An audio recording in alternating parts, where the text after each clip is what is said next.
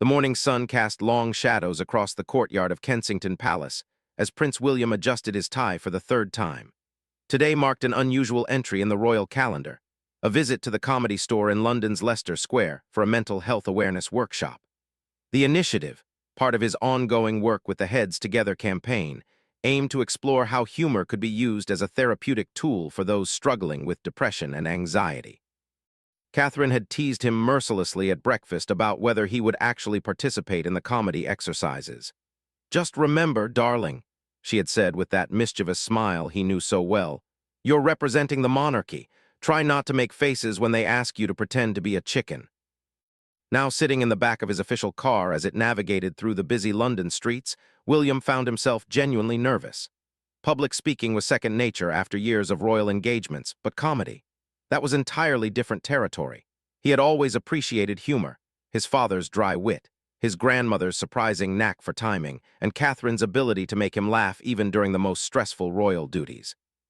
But actively trying to be funny in front of strangers, that was something else entirely. His private secretary, Simon Case, shuffled through papers in the seat opposite. "The workshop runs for 2 hours, sir. There will be approximately 15 participants, all individuals who have experienced mental health challenges and are now working with various charities. The facilitator is Marcus Thompson, a professional comedian who also works as a mental health advocate." William nodded, watching the familiar landmarks of London pass by. He thought about the phone call from Marcus 2 weeks earlier when the comedian had explained the concept. "Comedy isn't just about making people laugh, Your Royal Highness," Marcus had said. "It's about finding light in darkness, about connecting with others through shared human experiences. When someone is struggling with depression, sometimes a moment of genuine laughter can be the first step back toward hope." The idea had immediately resonated with William. He had seen firsthand how mental health struggles affected people from all walks of life. Through his work with various charities and his conversations with military veterans, emergency workers, and ordinary citizens, he had witnessed the devastating impact of depression, anxiety, and trauma. If comedy could genuinely help, he wanted to understand how. The Comedy Store was smaller than William had expected. The iconic red facade looked almost modest compared to the grand buildings he usually visited for royal engagements. A small crowd had gathered outside, some recognizing the official car despite its tinted windows. William's protection officers had already established a discreet perimeter, allowing normal foot traffic while ensuring security. Marcus Thompson was waiting in the lobby, a tall man with graying hair and laugh lines that spoke of years in comedy clubs. He wore a simple black t-shirt and jeans, a refreshing change from the formal attire William typically encountered during official visits. "Your Royal Highness," Marcus said, offering a warm handshake. "Thank you for doing this. I know it's not exactly standard royal protocol." William smiled, immediately putting the comedian at ease. "Please call me William, and honestly, I'm probably more nervous than you are. I should warn you, my comedy experience is limited to making my children laugh with terrible dad jokes." Marcus chuckled. "Perfect. That's exactly where we start. Comedy doesn't require you to be a professional entertainer. It requires you to be human, to connect with others, and to find joy in unexpected moments. Some of the best therapeutic breakthroughs I've seen have come from people who never thought they were funny." They walked through a narrow corridor lined with photographs of famous comedians who had performed at the venue over the decades. William recognized many faces. Some had entertained at royal variety performances. Others he had simply enjoyed watching on television. The walls seemed to vibrate with decades of laughter, creating an atmosphere that was both intimidating and oddly comforting. The workshop room was intimate, with chairs arranged in a circle.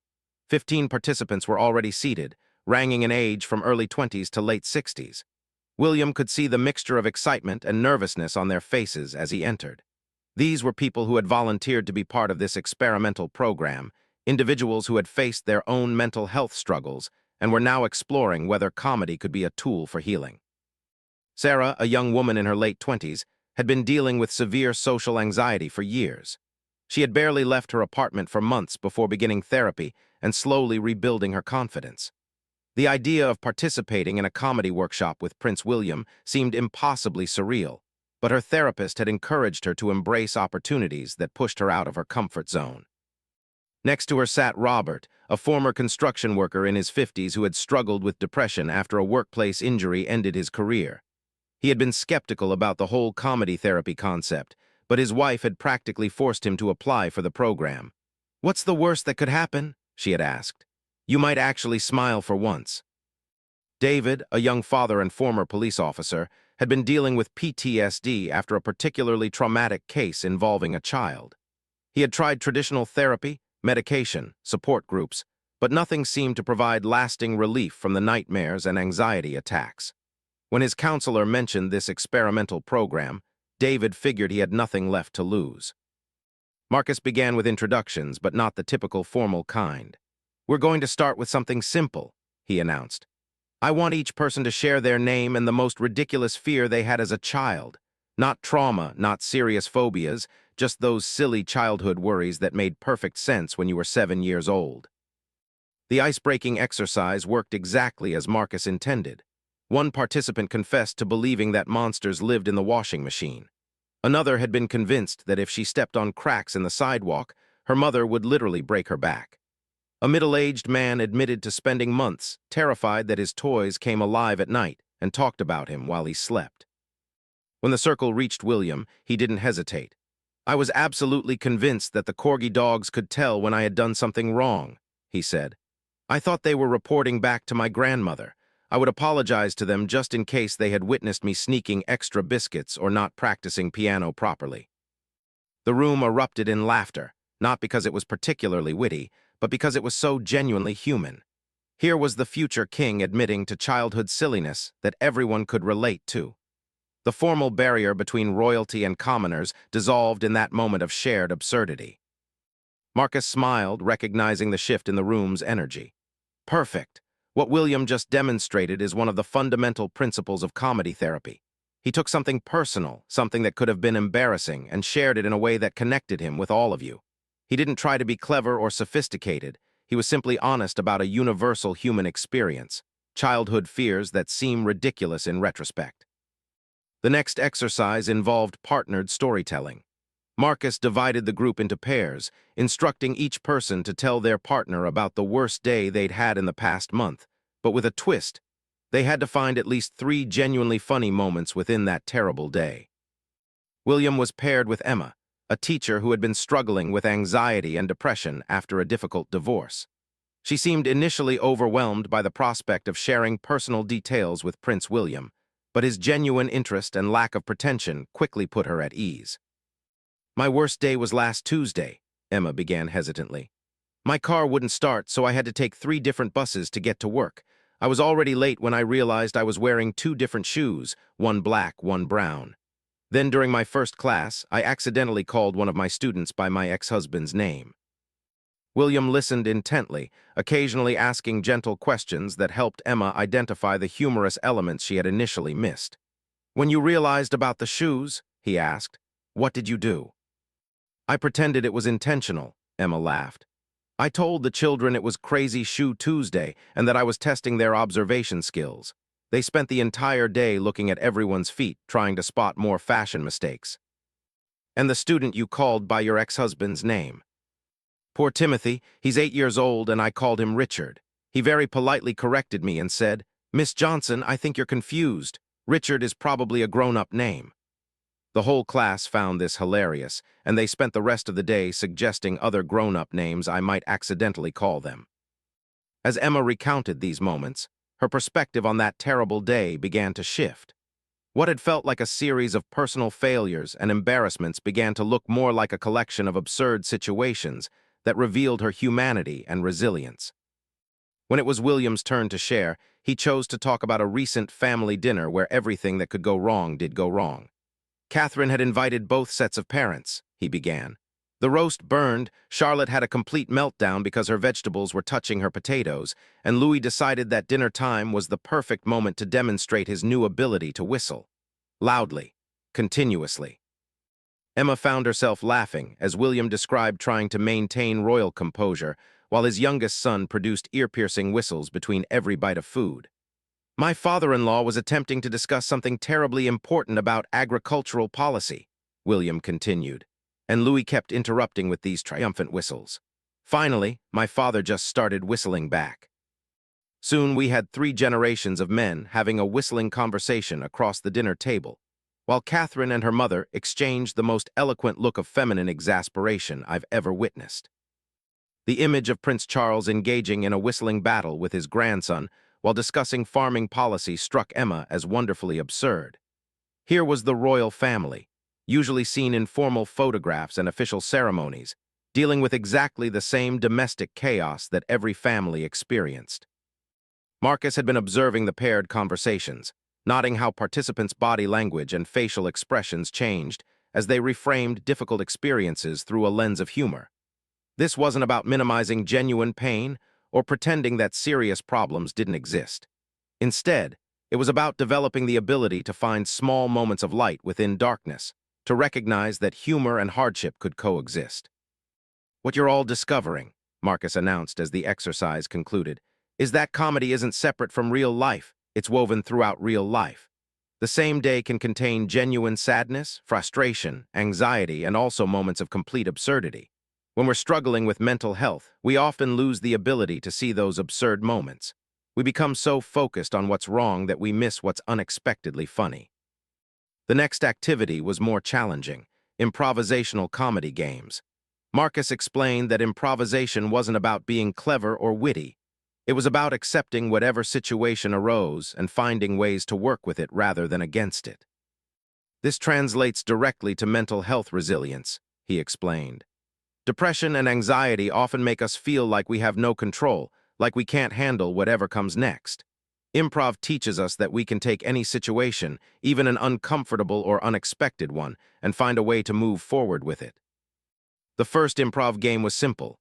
Yes, and participants stood in pairs, taking turns making statements that their partner had to accept and build upon. The rule was that every response had to begin with yes and, rather than no but, or actually. William was paired with Robert, the former construction worker who had seemed most skeptical about the entire workshop. Robert started with a mundane statement: "I think it's going to rain today." "Yes, and that means all the earthworms will come out onto the sidewalks," William responded. "Yes, and I'll have to do that awkward dance where you try not to step on them," Robert added, surprising himself with his quick response. "Yes, and eventually you'll develop such good earthworm-avoiding footwork that you could join the ballet," William continued. "Yes, and I'll be the first construction worker to perform Swan Lake at Covent Garden," Robert said, actually beginning to smile. The absurdity built naturally, each participant accepting whatever direction the conversation took and finding ways to contribute constructively. For people accustomed to feeling like they had no control over their circumstances, this simple exercise provided a powerful demonstration of creative agency. As the morning progressed, William found himself genuinely enjoying the experience in ways he hadn't expected. The formal aspects of his royal training, the ability to engage with diverse groups, to listen actively, to remain composed under unusual circumstances, translated surprisingly well to comedy exercises. More importantly, he was witnessing firsthand how humor could serve as a bridge between people who might otherwise have nothing in common. During a brief break, Sarah approached him hesitantly. "I wanted to thank you for doing this," she said quietly. "I know it must be strange for you, but seeing someone like you willing to look silly and make mistakes, it makes it easier for the rest of us to take risks too." William was struck by her comment. He had participated in the workshop primarily to learn about comedy therapy and its potential applications for mental health advocacy. He hadn't considered that his willingness to engage fully with the exercises might itself be therapeutic for other participants. "I'm learning just as much as you are," he replied honestly. "Maybe more. I spend a lot of time in situations where everything is carefully planned and controlled. This is teaching me that some of the best connections happen when you're willing to be unpredictable." Marcus had been watching this interaction, recognizing another important therapeutic principle at work. When people struggling with mental health challenges see others, especially those they perceive as successful or authoritative, willing to be vulnerable and imperfect, it creates permission for them to be vulnerable and imperfect too. The morning's final exercise before lunch was the most ambitious yet: group storytelling, where each participant could only contribute one sentence before the story moved to the next person. The challenge was to create a coherent narrative despite having no control over what others would add. Once upon a time, Marcus began, there was a dragon who was afraid of fire. Sarah continued, the dragon lived in a cave filled with ice cubes because he was so worried about accidentally burning something. Robert added, every day he practiced breathing out cold air, which made beautiful frost patterns on the cave walls. When the story reached William, it had evolved into a tale about a dragon who became a professional ice sculptor, despite being mocked by other dragons for his unusual abilities. William's contribution. One day, a small village was threatened by an enormous fire, and all the other dragons flew away because they were afraid of making it worse. The story continued around the circle, each person building on what came before. The frost-breathing dragon saved the village, became a hero, and learned that his perceived weakness was actually a unique strength. By the time they reached the conclusion, everyone was laughing not just at the absurdity of the tale, but at how perfectly it captured themes of self-acceptance and finding value in being different. Emma realized that she hadn't thought about her anxiety or divorce proceedings for the past hour. Robert noticed that his usual mental refrain of self-criticism had been completely silent during the storytelling exercise. David found that for the first time in months, he was thinking about something other than the traumatic case that had derailed his police career. As they broke for lunch, William reflected on how different this morning had been from his typical royal engagements. Usually, he was there to listen, to show support, to represent the monarchy's concern for various causes. Here, he was an active participant in his own learning process, discovering alongside others rather than simply observing their experiences. The Comedy Store's small kitchen had prepared simple sandwiches and tea, creating an informal atmosphere that continued the morning's spirit of equality and shared experience. William found himself sitting at a small table with 3 participants, having the kind of honest, unguarded conversation that rarely occurred during official royal visits. "What surprised you most about this morning?" Marcus asked the group as they ate. "How natural it felt," David responded immediately. "I expected it to be forced, like someone trying to make you laugh when you're grieving, but it wasn't about forcing anything. It was about noticing things that were already there." Emma nodded in agreement. "I keep thinking about that story we created together. None of us knew where it was going, but somehow it made perfect sense. It feels like a metaphor for something important, but I can't quite put my finger on what." William had been thinking the same thing. "Maybe it's about trust," he suggested. "Trusting that even when you can't control what happens next, you can find a way to work with it constructively." The conversation continued organically, with participants sharing insights about humor, resilience, and the unexpected connections they were discovering between comedy and mental health. William found himself learning not just about therapeutic techniques, but about the daily reality of living with depression, anxiety, and trauma. Robert described how his workplace injury had not just ended his physical career, but had stripped away his sense of identity and purpose. "I used to be someone who solved problems," he said. "When I couldn't work anymore, I felt like I wasn't anyone at all." Sarah talked about how social anxiety had created a vicious cycle where her fear of judgment made her avoid social situations, which increased her isolation, which intensified her anxiety. "It's like being trapped in a room where the walls keep getting smaller," she explained. David shared how PTSD had made him feel disconnected from his family and friends. "They want to help, but they can't understand why I can't just get over it or think positive. It makes me feel broken, like there's something fundamentally wrong with who I am now." William listened to these descriptions with growing understanding of why traditional approaches to mental health support sometimes fell short. These weren't problems that could be solved with advice or encouragement. They were complex, ongoing challenges that required new tools and perspectives. As lunch concluded and they prepared to return for the afternoon session, William felt a shift in his own understanding of what this workshop might accomplish. It wasn't just about learning whether comedy could help people with mental health struggles. It was about discovering new ways to build resilience, connection, and hope in the face of ongoing challenges. The afternoon would bring new exercises, deeper revelations, and an unexpected moment that would stay with William long after he returned to Kensington Palace. But for now, he was simply grateful to be part of this experiment in finding light within darkness, laughter within struggle, and connection within the shared absurdity of being human. The afternoon session began with a different energy. The morning's tentative introductions and careful politeness had given way to something more genuine and relaxed.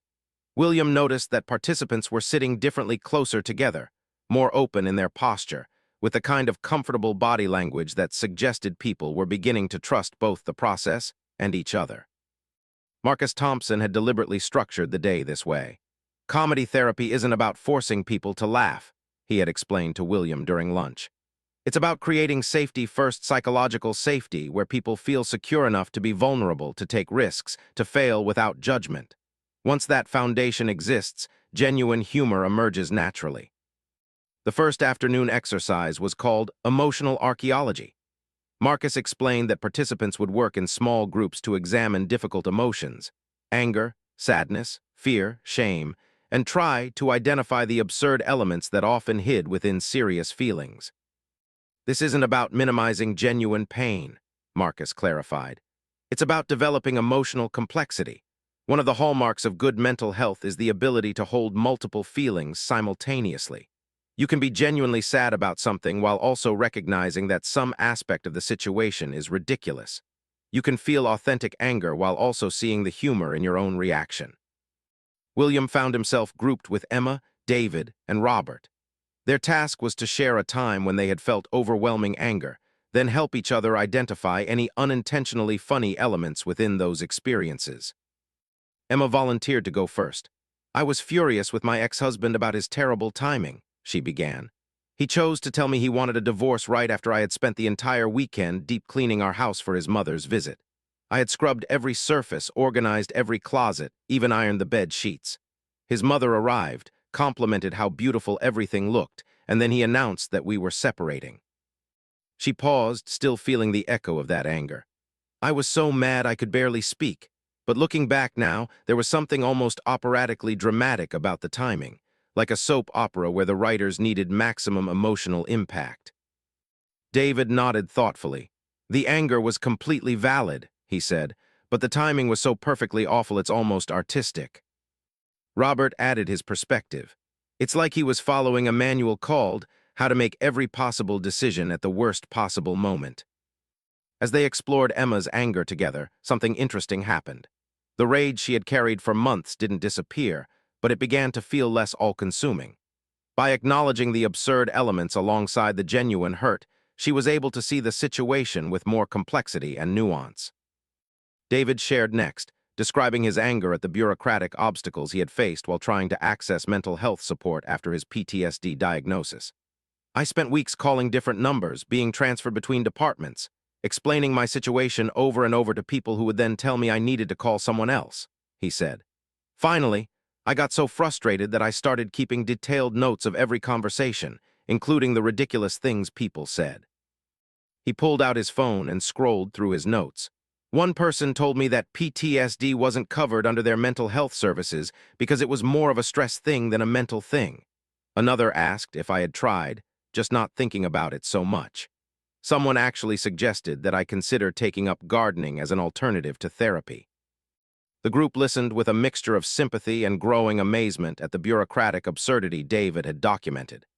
"By the end," David continued, "I had inadvertently created this comprehensive record of how completely disconnected the mental health system is from actual mental health needs. It reads like a comedy sketch about government incompetence." William was struck by how David's documentation of frustrating experiences had become a form of creative expression.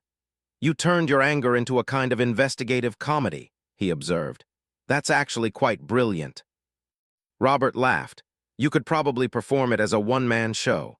PTSD and the Department of People Who Don't Understand PTSD." David looked surprised. "I never thought about it that way. I was just trying to keep track of what was happening.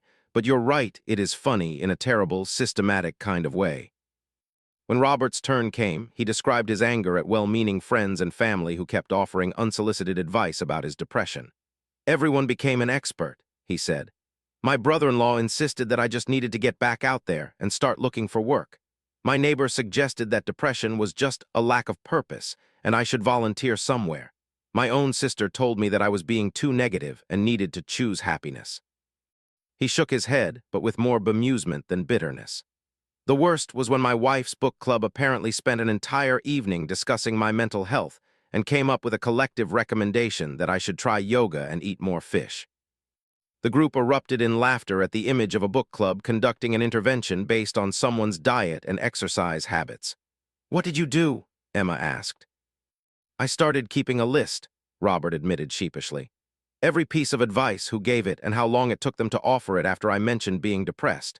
The average was about 47 seconds. My fastest record was my barber, who recommended meditation before I even sat down in the chair. I had just mentioned feeling down, and he immediately launched into this speech about mindfulness and green tea."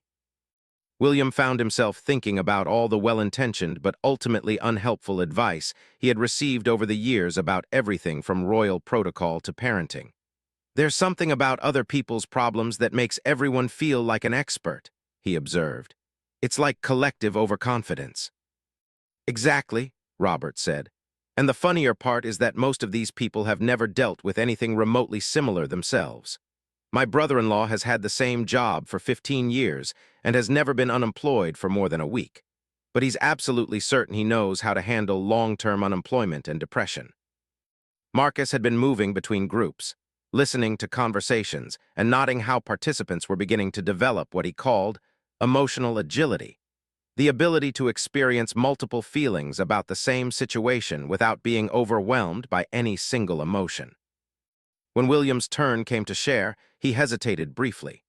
The royal training of maintaining public composure was deeply ingrained, but the morning's exercises had shown him the value of authentic vulnerability. "I was incredibly angry about media coverage of Catherine during her pregnancy with Charlotte," he began carefully. "There were photographers camped outside our home, speculation about every public appearance, constant commentary about her health, her appearance, her choices. I felt completely powerless to protect my family's privacy." The group listened with obvious sympathy. This was anger. They could understand the frustration of having no control over external forces that affected the people you loved most. "What made it worse," William continued, "was that I was expected to maintain royal composure through all of it. I couldn't publicly respond to the speculation, couldn't tell the photographers to leave us alone, couldn't even acknowledge how intrusive it felt. I had to smile and wave while feeling absolutely furious inside." David nodded. "That sounds like emotional imprisonment." "In many ways it was," William agreed. "But here's where it gets absurd. I started having imaginary conversations with the photographers and reporters. Full arguments, complete with my devastating comebacks and their apologetic responses. I would rehearse these scenarios while brushing my teeth, driving, even during official meetings." Emma smiled. "What kind of comebacks?" William looked slightly embarrassed. "Terribly clever things like, how would you feel if someone followed your pregnant wife to the grocery store? And perhaps you could find something more newsworthy to photograph, like the actual news." I was quite proud of my imaginary wit. The group was laughing now, not at William's anger, but at the very human response of creating elaborate fantasy conversations when real confrontation wasn't possible. "The ridiculous part," William continued, "was that I got genuinely invested in these imaginary debates. I would lie awake at night thinking of even better responses I should have imagined. I was having arguments with people who weren't there about conversations that would never happen." Robert was grinning. "That's actually beautiful. You created a whole parallel universe where you could say everything you really wanted to say." "It was therapeutic in a strange way," William admitted. "Even though none of it was real, it helped me process the anger instead of just swallowing it." Marcus called the groups back together to share insights from the exercise. What emerged was a pattern that surprised some participants. Anger, when examined closely, often contained elements of the absurd, the ironic, or the unintentionally comic. This didn't invalidate the anger. It simply added complexity to the emotional experience. "What you're discovering," Marcus explained, "is that emotional maturity isn't about feeling one thing at a time. It's about developing the capacity to feel multiple things simultaneously without being overwhelmed. You can be legitimately angry and also find humor in the situation. You can feel genuine sadness while also appreciating irony. These aren't contradictory, they're human." The next exercise was more challenging. Participants were asked to perform brief solo presentations about their biggest personal failure, but in the style of a nature documentary. The constraint forced them to find new language for describing difficult experiences, creating distance that allowed for both honesty and humor. Sarah volunteered first, stepping to the front of the room with obvious nervousness. Here we observe the common social anxiety sufferer in her natural habitat, the university lecture hall. She began in her best David Attenborough impression. Watch as she arrives 30 minutes early to secure a seat in the back corner, far from predators such as group discussion and voluntary participation. The group was immediately engaged, charmed by Sarah's commitment to the format. Notice how she has developed sophisticated camouflage techniques, Sarah continued, warming to her performance. The large textbook positioned strategically to block eye contact, the earphones worn as a do-not-approach signal, and the carefully practiced expression of intense concentration designed to ward off friendly classmates. As Sarah described her elaborate avoidance strategies with scientific detachment, something remarkable happened. Behaviors that had caused her tremendous shame and self-criticism became, in this context, evidence of her remarkable adaptability and creativity. The social anxiety sufferer has evolved ingenious survival mechanisms, she continued. When threatened by unexpected questions, she employs the ancient technique of productive coughing to buy time while formulating responses. When cornered by group assignments, she becomes the most dedicated researcher, contributing extensive written work to avoid verbal presentations. By the time Sarah concluded her documentary, the entire room was applauding. More importantly, Sarah herself was laughing. She had taken behaviors that made her feel defective and reframed them as evidence of her resourcefulness under challenging circumstances. David went next, describing his PTSD responses in the style of a wildlife documentary. The traumatized police officer exhibits hypervigilance behaviors common to species that have encountered significant predators, he began. Observe how he positions himself with clear sight lines to all exits, a survival adaptation that serves him well in genuinely dangerous situations, but proves exhausting in coffee shops and children's birthday parties. David's presentation was both funny and deeply moving, as he described startle responses, sleep disruption, and emotional numbness as adaptations rather than defects. The traumatized officer has developed heightened threat detection systems that work perfectly in crisis situations, but struggle to calibrate appropriate responses to everyday stressors such as unexpected doorbells and surprise family visits. Robert took a different approach, describing his depression as if it were a fascinating hibernation behavior. The depressed construction worker enters a period of extended dormancy following habitat disruption, he announced. Like certain bear species, he conserves energy by reducing all non-essential activities, including social interaction, personal grooming, and recreational pursuits. His documentary style allowed Robert to acknowledge his depression without the usual self-judgment. This dormancy period serves important biological functions, including processing major life changes and avoiding further habitat disruption. However, unlike bears, the depressed construction worker lacks clear seasonal cues for when hibernation should end. Emma chose to document her divorce experience as if observing a territorial dispute in the animal kingdom. Here we witness the complex ritual known as asset division, she began solemnly. Two formerly compatible species attempt to divide shared resources while avoiding direct confrontation. Notice the elaborate dance of lawyers, a parasitic species that feeds on marital conflict and grows larger as negotiations extend. Her scientific detachment allowed Emma to find humor in memories that had been purely painful. The female of the species demonstrates remarkable hoarding behaviors, claiming emotional attachment to kitchen appliances she had previously ignored. Meanwhile, the male exhibits mysterious amnesia about the monetary value of items he originally insisted on purchasing. When William's turn came, he had chosen to focus on a relatively recent parenting challenge. Observe the royal father in his natural habitat, the family dinner table, he began with mock seriousness. Watch as he attempts to demonstrate proper behavior to his offspring while secretly engaged in the same food-related negotiations he's trying to discourage. William described a recent meal where Louis had refused to eat anything except the bread rolls. Charlotte had decided that vegetables were too orange, and George had announced that royal children shouldn't have to eat anything they didn't personally approve of first. The royal father employs various negotiation tactics, William continued in his documentary voice. First, the peer pressure approach demonstrating enthusiastic consumption of rejected foods while making exaggerated sounds of enjoyment. When this fails, he resorts to democratic bargaining, offering increased dessert portions in exchange for consumption of one green item.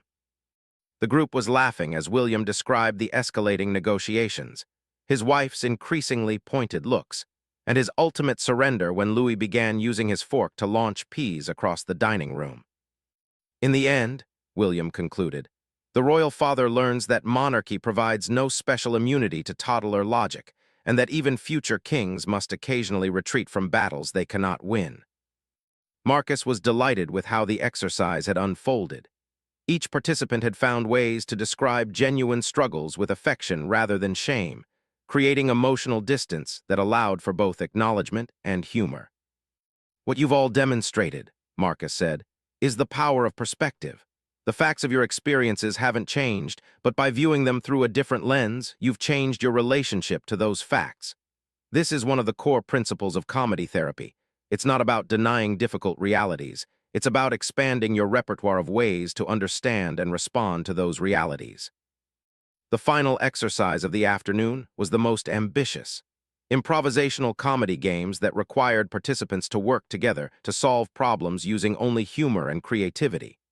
Marcus explained that this would test everything they had learned about building on others' ideas, finding unexpected solutions, and maintaining connection under pressure.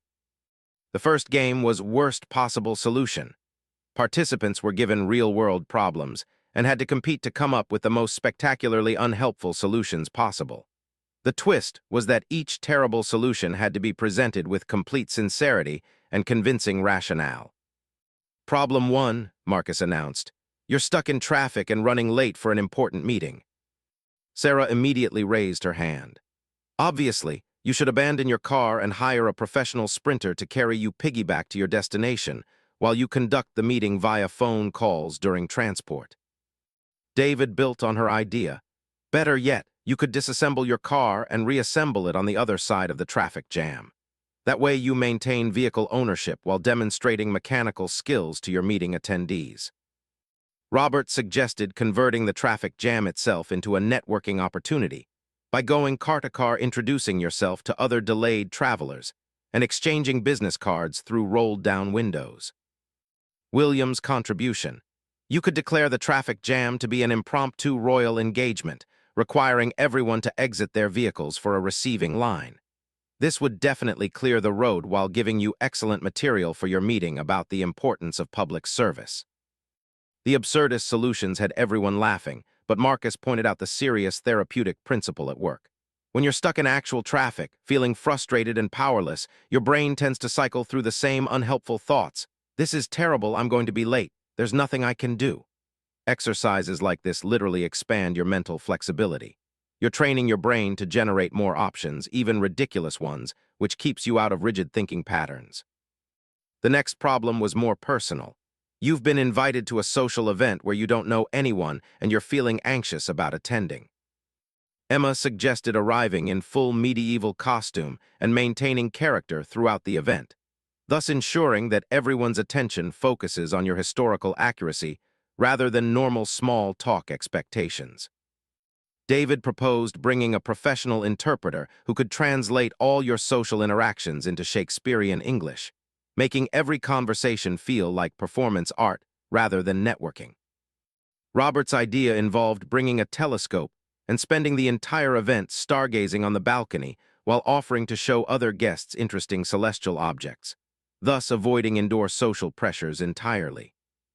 William suggested treating the event like an anthropological expedition, taking detailed field notes about human social behaviors and asking guests to explain local customs as if you were a visitor from another planet. Again, the exercise served multiple functions. It generated genuine laughter, demonstrated creative problem-solving under pressure, and provided actual alternative perspectives that participants could adapt for real situations. The goal isn't necessarily to implement these exact solutions, Marcus explained. It's to prove to yourself that you have more options than you initially think. When you're anxious about social situations, your brain typically offers only two choices: go and suffer, or don't go and miss out. Exercises like this show you that there are dozens of ways to approach any situation, some conventional, some creative, some completely absurd. Just knowing you have more options reduces anxiety. The afternoon's final exercise brought everything together. Collaborative storytelling, where each participant contributed not just plot elements, but had to incorporate specific therapeutic insights they had gained during the day. Marcus started them off. There was once a kingdom where negative emotions were banned, and anyone caught feeling sad, angry, or anxious was immediately sent to the Department of Mandatory Happiness for re-education. Sarah continued, but the kingdom's princess had a secret. She had discovered that when she acknowledged her difficult feelings instead of fighting them, they became less powerful and more manageable. David added, the princess began holding secret meetings in the castle basement, teaching other citizens that they could feel multiple emotions simultaneously without being overwhelmed by any single one. Robert's contribution. Meanwhile, the king's royal advisors were becoming increasingly exhausted from their constant efforts to maintain artificial cheerfulness, and many were secretly wondering if there might be wisdom in the princess's approach. Emma picked up the thread. The Department of Mandatory Happiness was struggling because their re-education techniques only worked temporarily. People who suppressed their authentic feelings eventually experienced even more intense emotional difficulties. When the story reached William, he wove together several therapeutic themes. The princess decided to invite her father, the king, to attend one of her secret meetings, not to challenge his authority, but to show him that emotional complexity might actually strengthen the kingdom rather than weaken it. The story continued around the circle, developing into a tale about the gradual transformation of an entire kingdom's approach to emotional health. Citizens learned to find humor alongside sadness, to experience anger without being controlled by it, to acknowledge anxiety while still taking meaningful action. The collaborative ending they created had the kingdom becoming famous throughout the land for its emotional wisdom, with visitors traveling from distant places to learn how to live with the full spectrum of human feelings while maintaining joy, connection, and resilience. As the workshop concluded, Marcus asked participants to reflect on what they would take away from the experience. The responses revealed how profoundly the day had affected each person's relationship to their own mental health challenges.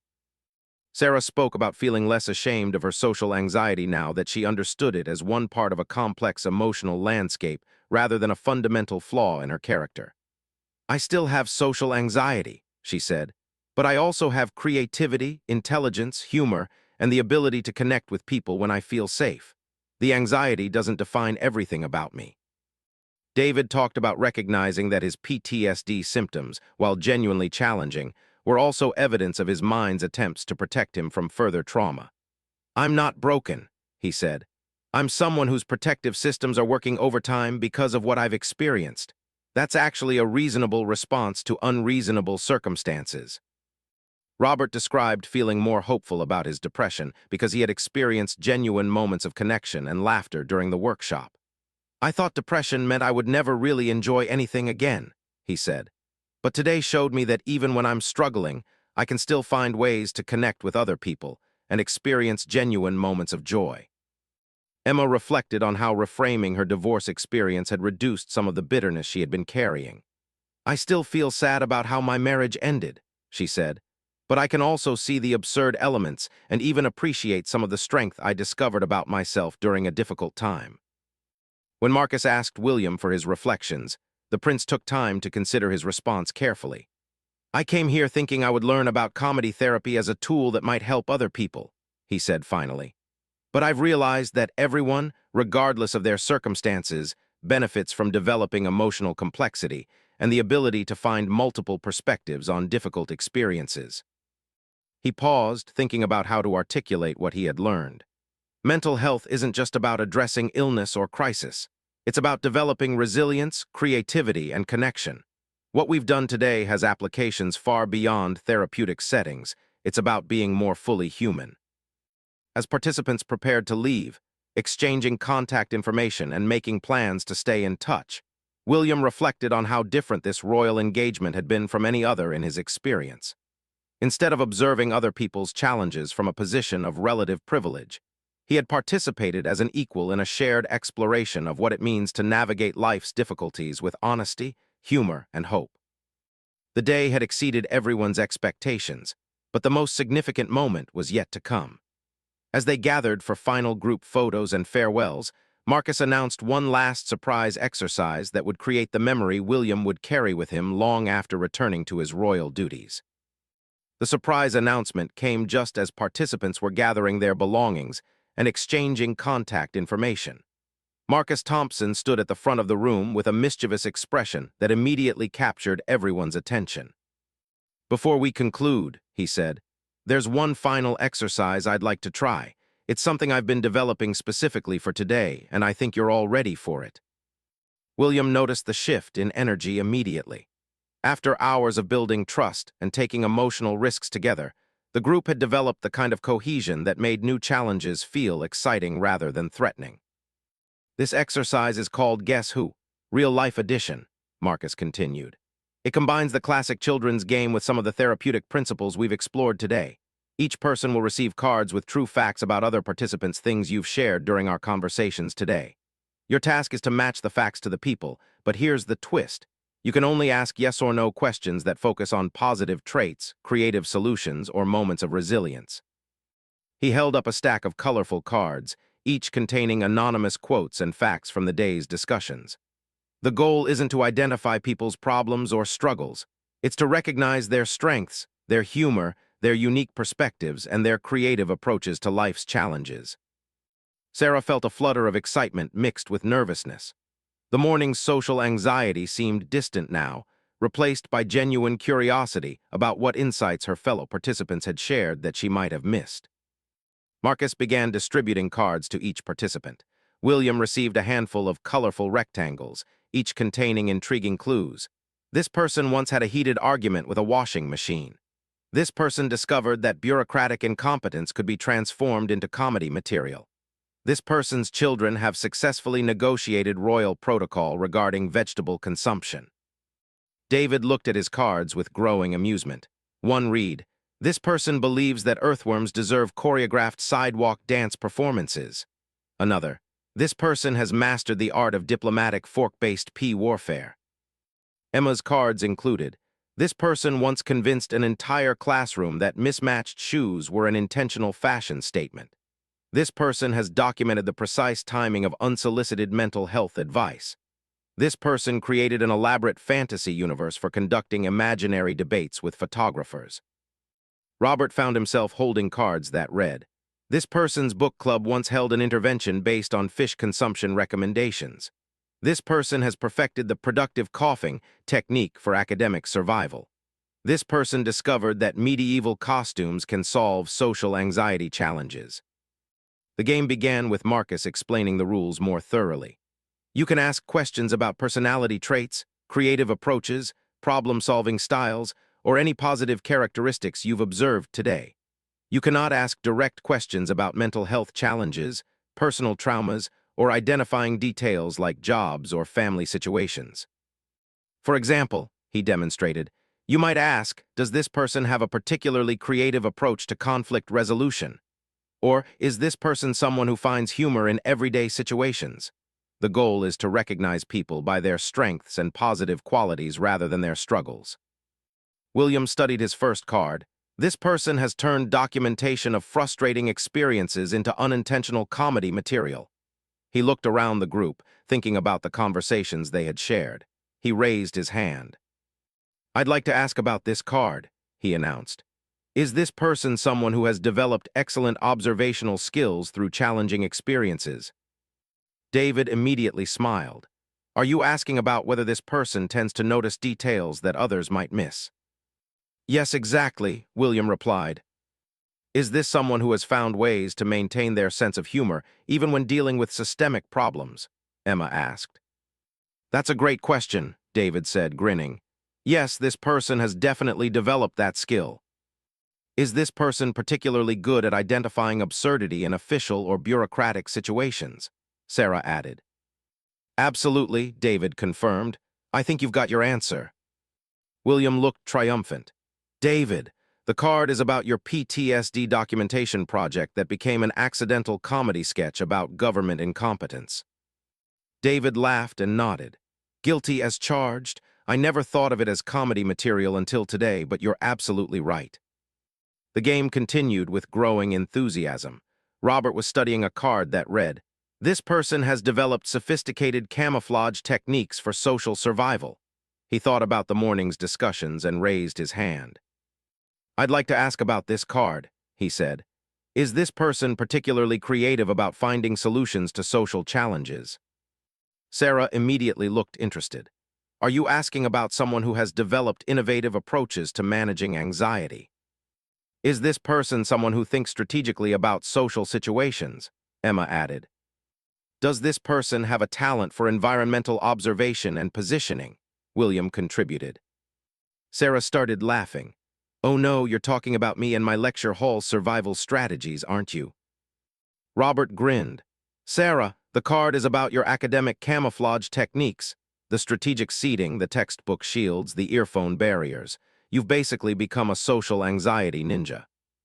The description delighted Sarah more than embarrassed her. Being recognized for her creative problem-solving rather than just her anxiety felt transformative. "I never thought of myself as strategic," she said. "I just thought I was weird."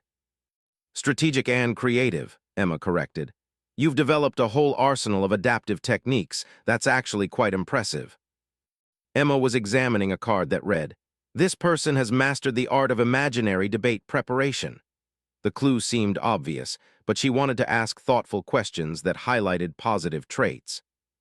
"Is this person someone who processes difficult emotions through creative mental exercises?" she asked.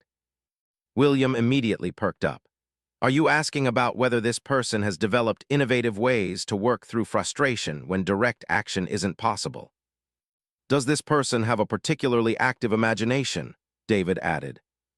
"Is this someone who has found ways to maintain their sense of agency even in powerless situations?" Sarah contributed.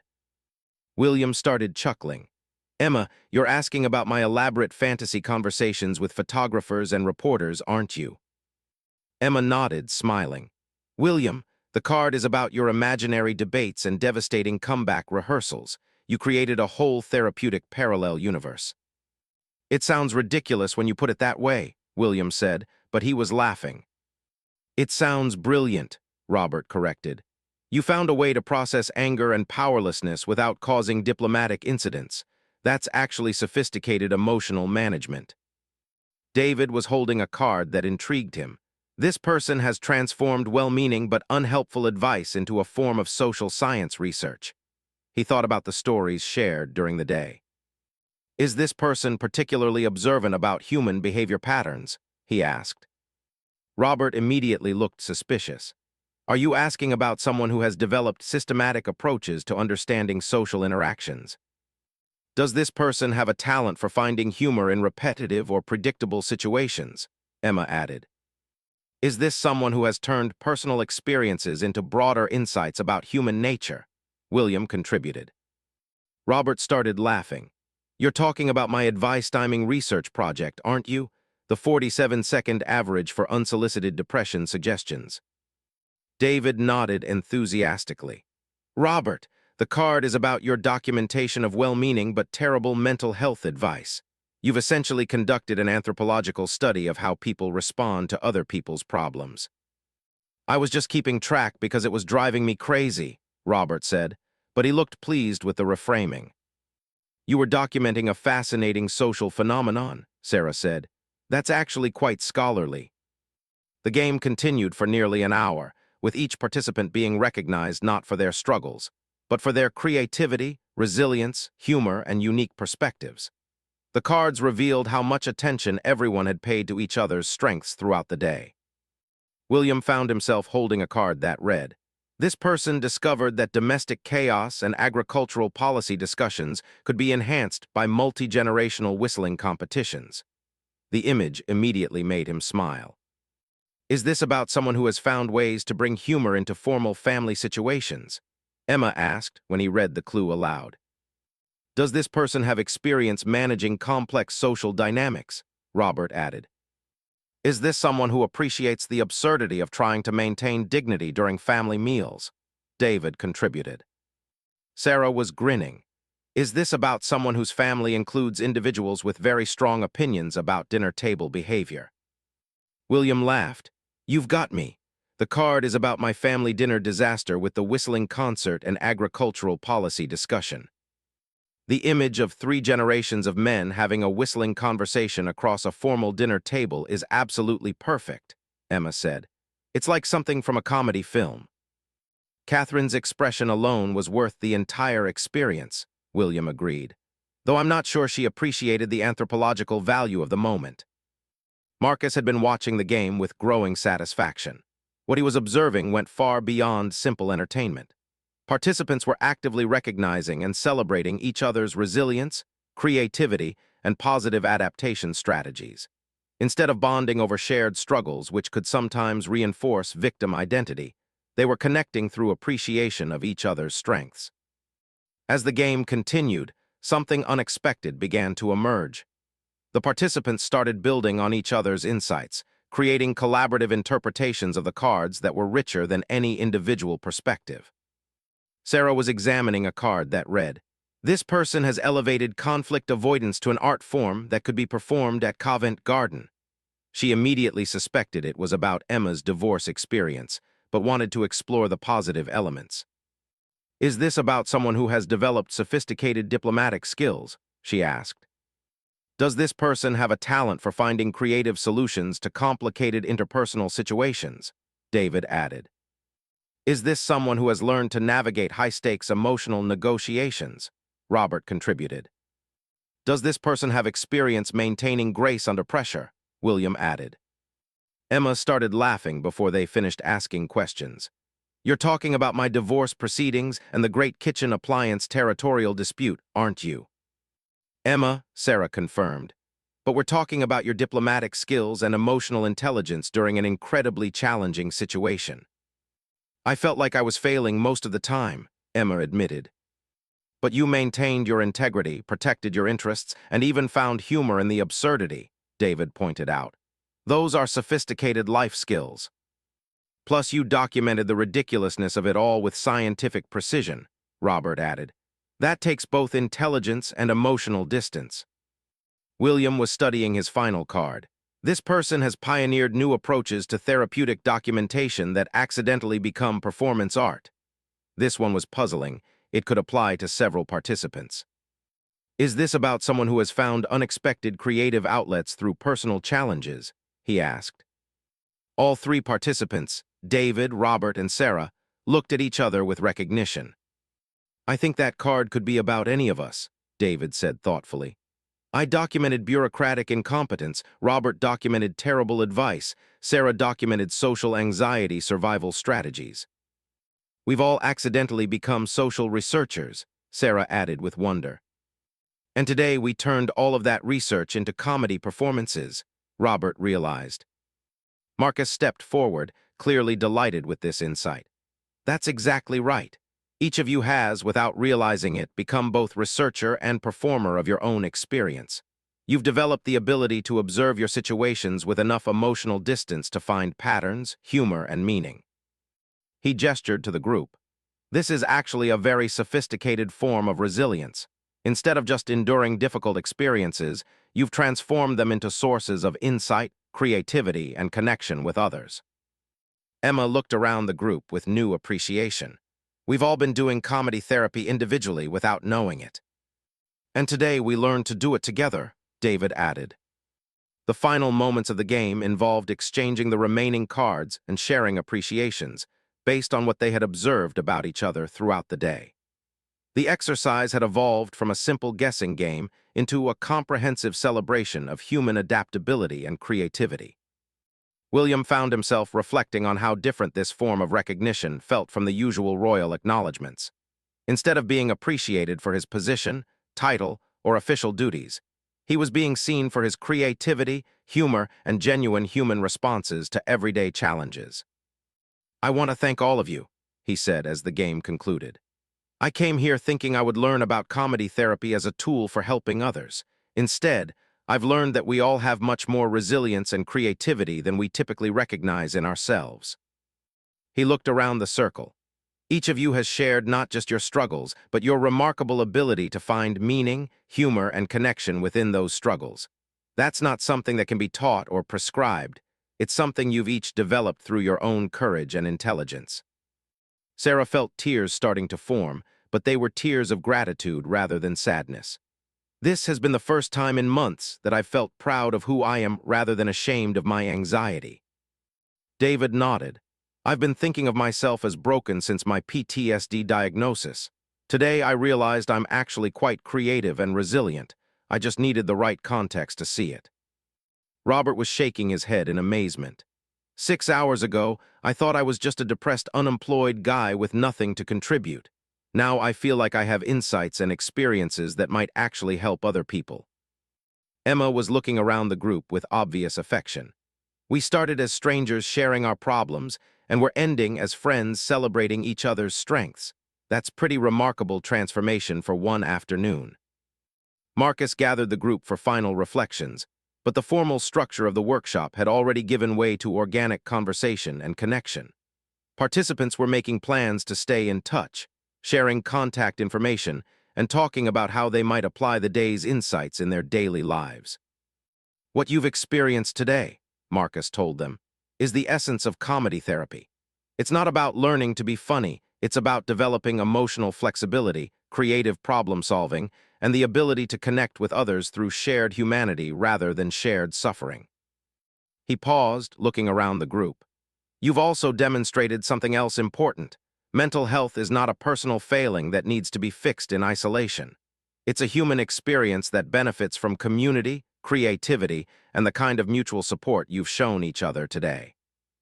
As the official workshop concluded, and participants began saying their goodbyes, William realized that this day had changed not just his understanding of comedy therapy, but his perspective on mental health advocacy itself. The traditional model of expert-to-patient education felt limited compared to what he had experienced peer-to-peer learning, where everyone had something valuable to contribute. The afternoon's final exercise had revealed something profound. When people are recognized for their strengths and creativity rather than defined by their struggles, they naturally begin to see themselves and each other differently. The same experiences that had once been sources of shame or isolation had become foundations for connection and mutual appreciation. As William prepared to return to his royal duties, he carried with him not just new knowledge about therapeutic techniques, but a deeper understanding of human resilience and the power of community to transform individual challenges into collective wisdom. The most significant insight was yet to come, however, in the form of one last surprise that would make this day unforgettable. As participants were gathering their belongings and exchanging final hugs and contact information, Marcus Thompson made an unexpected announcement that would transform the entire conclusion of the workshop. Actually, there's one more thing, he said with a grin that suggested he had been saving something special for the end. I've been in contact with the Comedy Store management, and they've agreed to something unprecedented. Would you all be interested in performing a brief showcase for a small invited audience? The room fell silent. William felt his stomach drop slightly. Performing in public, even informally, was far different from participating in a private therapeutic exercise. He could see similar reactions on the faces of his fellow participants. Sarah's eyes widened with what looked like pure terror. Performing, like on stage, in front of actual people. David seemed intrigued but cautious. What kind of showcase are we talking about? Robert looked skeptical. I'm not exactly comedian material, Marcus. Emma appeared thoughtful rather than panicked.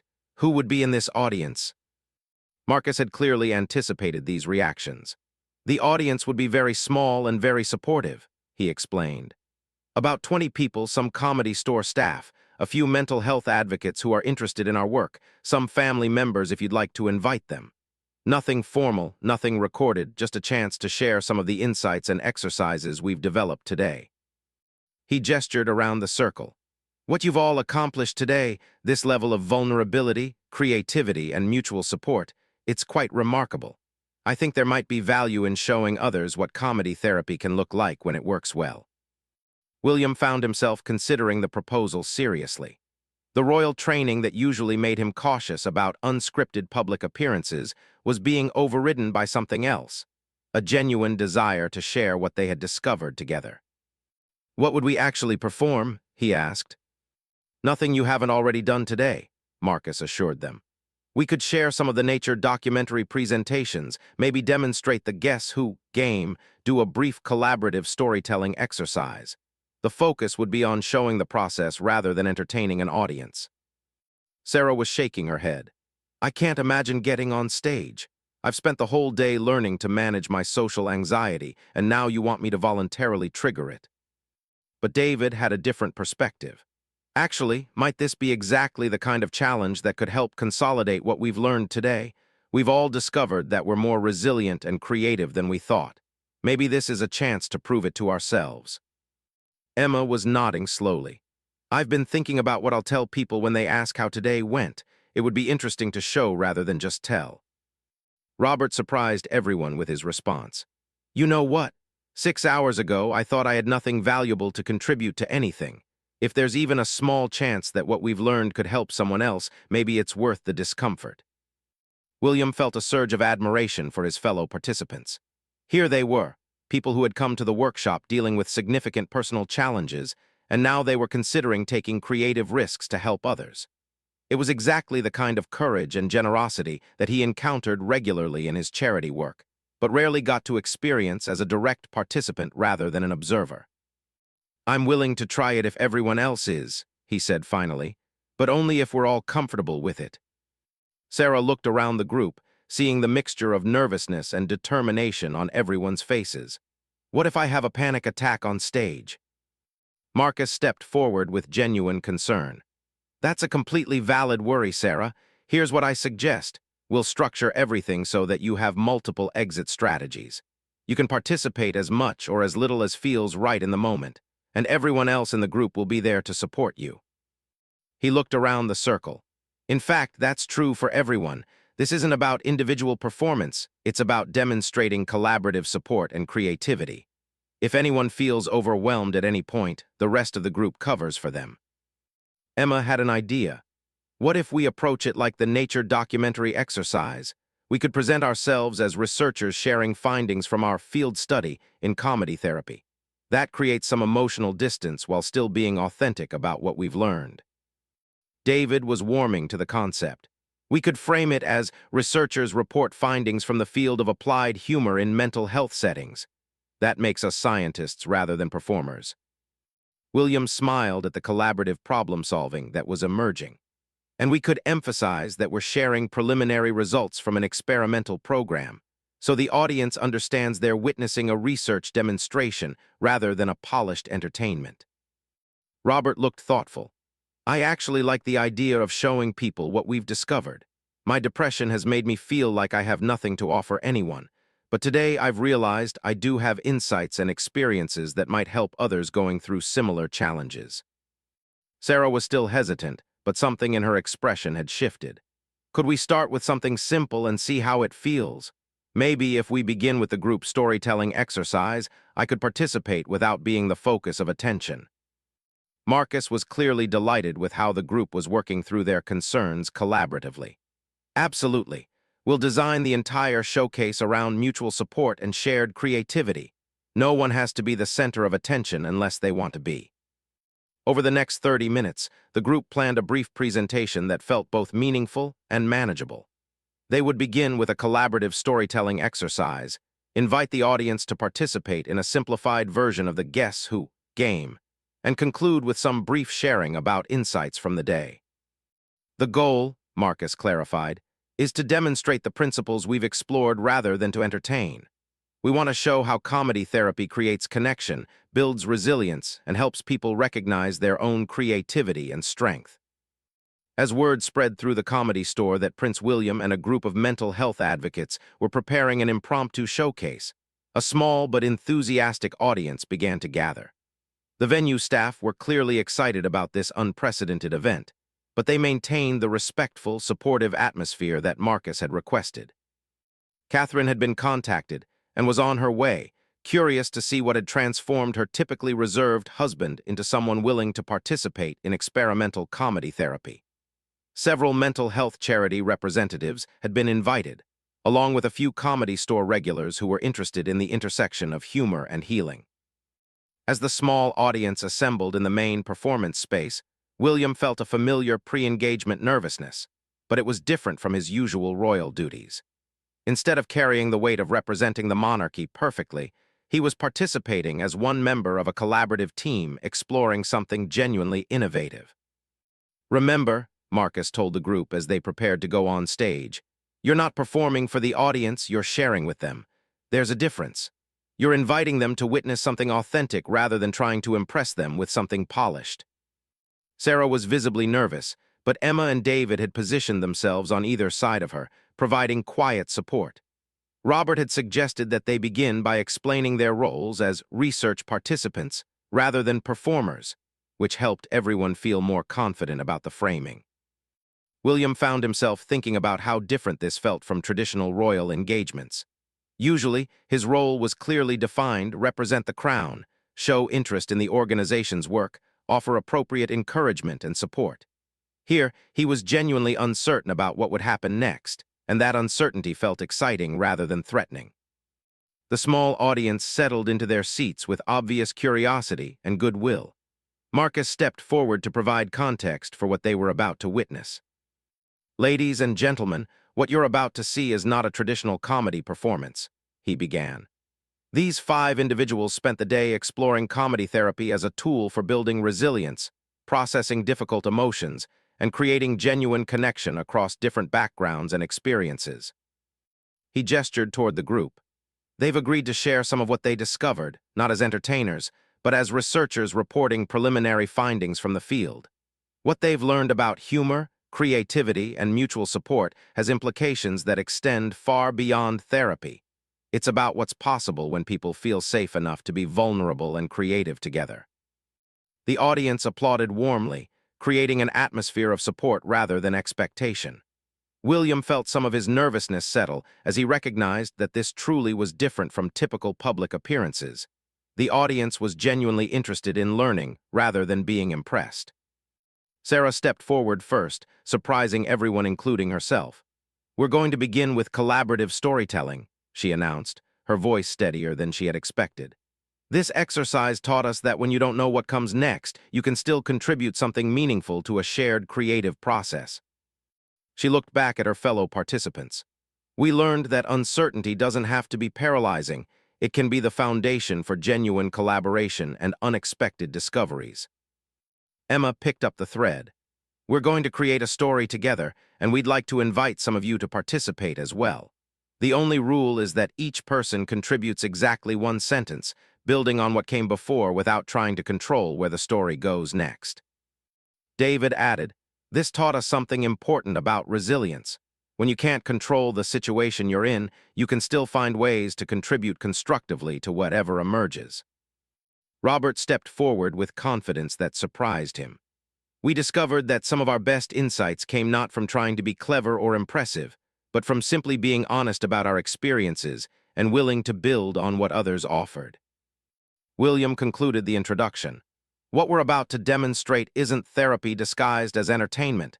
It's creativity emerging from mutual support and shared risk-taking." The storytelling exercise that followed exceeded everyone's expectations. The audience members who volunteered to participate brought their own creativity and humor to the process, while the workshop participants found that performing in front of others actually enhanced rather than diminished their collaborative abilities.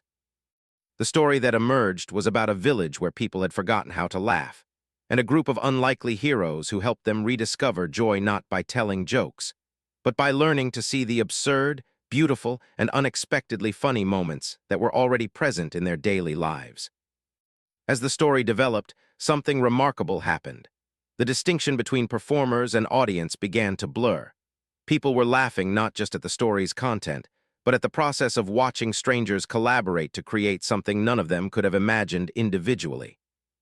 "Once upon a time," Sarah had begun, "there was a village where laughing had been forbidden for so long that people had forgotten how." The story continued through various contributors, developing into a tale about rediscovering joy through small acts of creative rebellion, mutual support, and the recognition that humor was always present. It just required the right conditions to emerge safely.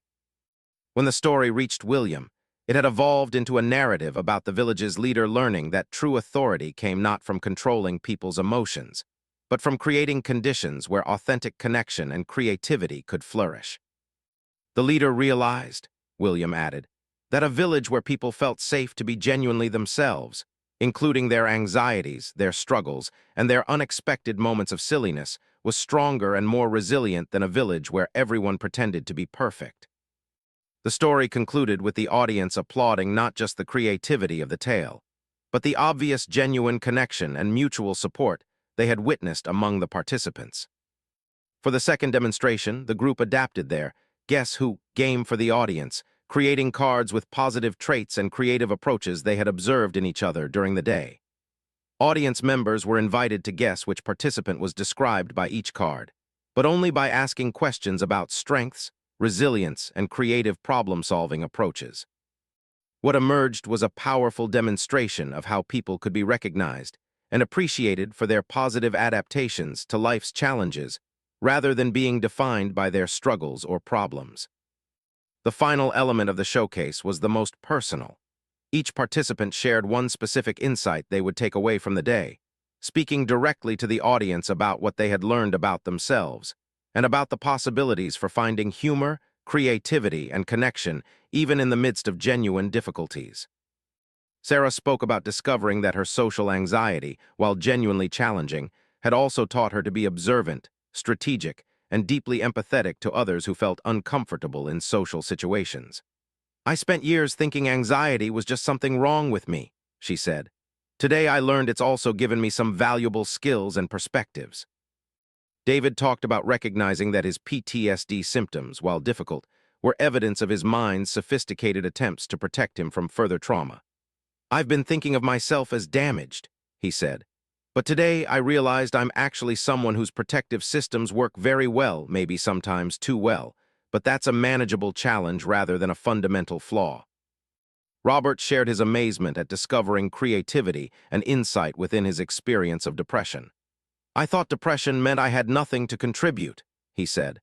"But today, I learned that going through difficult experiences has actually given me understanding and perspective that might help other people." Emma spoke about finding strength and humor within her divorce experience that she hadn't recognized before. "I've been focused on everything that went wrong," she said. "Today I remembered that I also handled an incredibly difficult situation with intelligence, creativity, and even some grace."